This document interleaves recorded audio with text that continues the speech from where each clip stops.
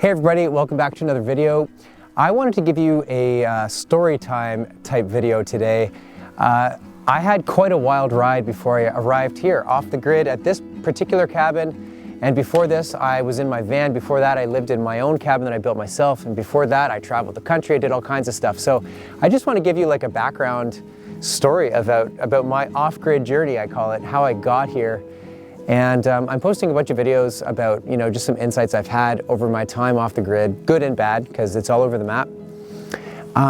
Anyways, where did it all start? How did a guy from the city end up traveling the wilderness of Canada and then building his own cabin? Well, let's go back right to the beginning.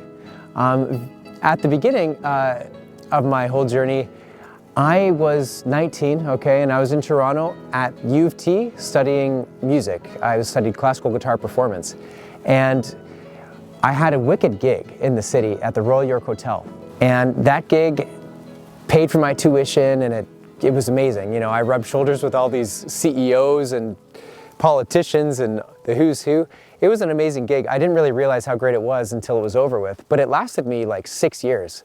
So it lasted me until about April 2012, and by that time I had a master's degree in classical guitar, and I was kind of getting my bearings after school ended, and I ended up in the city. I bought a condo when condos were actually affordable in Toronto, and again that gig made that all possible for me. I wasn't given any money. I was just kind of using the money I made from my gig, and I lived in my condo, and shortly after that, my gigs ended, as they do. There's no security in music, It just sort of pittered out, and management changed at the hotel and they got rid of me. Music's usually the first thing to go. So I lost my main gig and I started teaching, and I loved it, and I started getting more students, and I had another gig going in Yorkville, another posh area of the city. Things were going well. There's nothing to complain about. I was a musician kind of making his way, like in the city of Toronto, like many do. And anyways, this funny thing started happening to me. I would go on like trips to Algonquin Park, and I remember doing awesome backpacking trips and loving every second of it, and loving the feeling of being out in the wilderness, the solitude I got out there, the break from the city. I was kind of awakening to the fact that Canada was actually a huge place. Ontario is a huge place.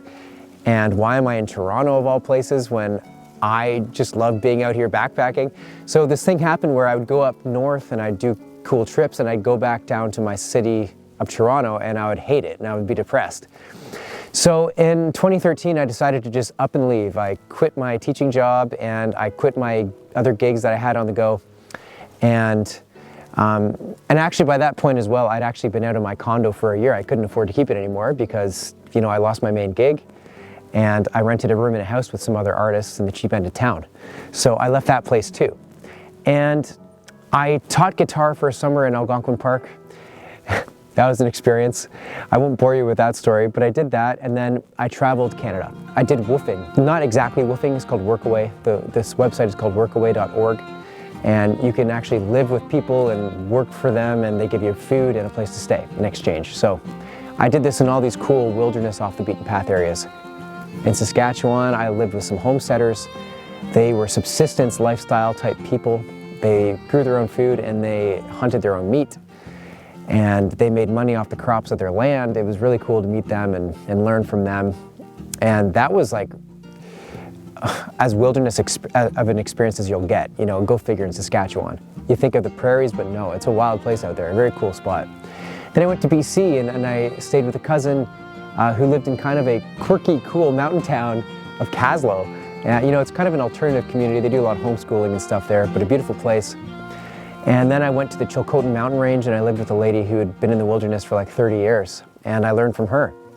And I just did a lot of manual labor there. And this was the first time, by the way, I'd ever really left music.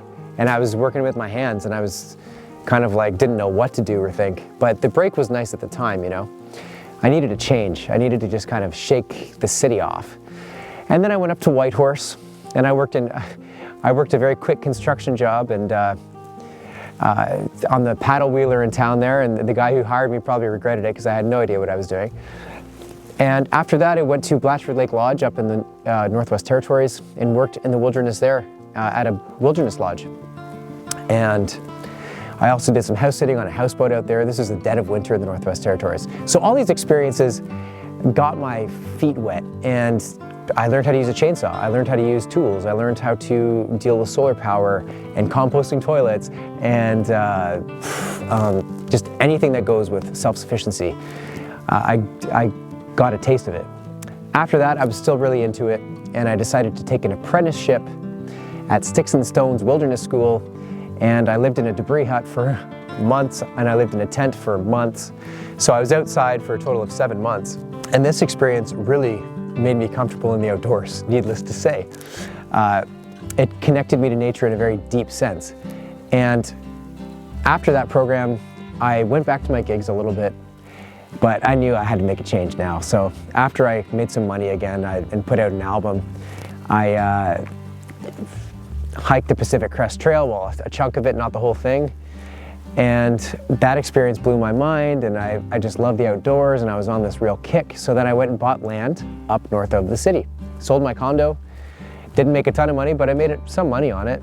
And I exchanged that money for some land and some materials to build a cabin eventually. And that's how my first cabin came to be. So when I bought the raw land there, I moved into my tent and started cutting trees for this cabin. And, you know, winter turned to spring, turned to summer, and I was gigging again, and I would be gigging in fancy resorts and steamships in Muskoka, and I'd show back up to my tent after a 2-hour drive in my crappy Jeep, crash in my dress clothes in a tent, and then wake up the next day and peel trees and get soaked with sap and black flies. It was a crazy time. And I didn't take many pictures, and I didn't take many videos of it, unfortunately. But the story was pretty great and epic in hindsight. But my friend Matt made a great video on that. I'll post it up here. And so that was the journey of my first cabin. And then I got it built. I somehow got it built. I had great help in town. Larry helped me. Larry's a great guy. He gave me so much help, not only in terms of his hands and his energy, but the knowledge he passed down to me of just carpentry and framing, and all the rest of it was priceless. I picked that up. And then I lived in this cabin for about 5 years.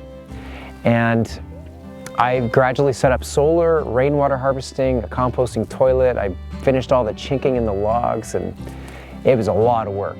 This is when I really realized like how much work construction is. But then, you know, during the height of everything in COVID, there was something kind of nagging at me to sell.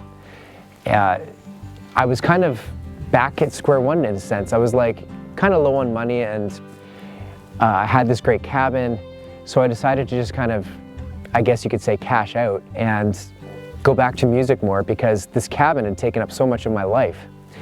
And that's great and everything, and I learned a lot. But you know, my main passion the whole time was really music. And instead of doing everything else first, I wanted to put music first again.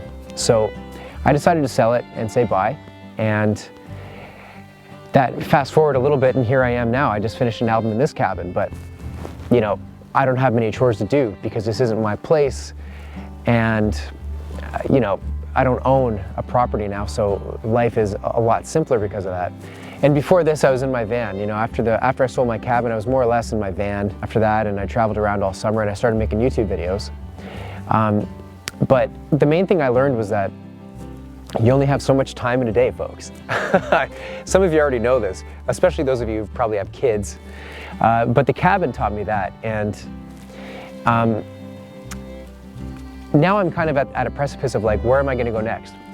Your guess is as good as mine. I'm not really sure. That's kind of where I sit now. That's my crazy off-grid journey story, and I could talk for hours and hours and hours, but I only have so much battery power out here because I have no power. Ha.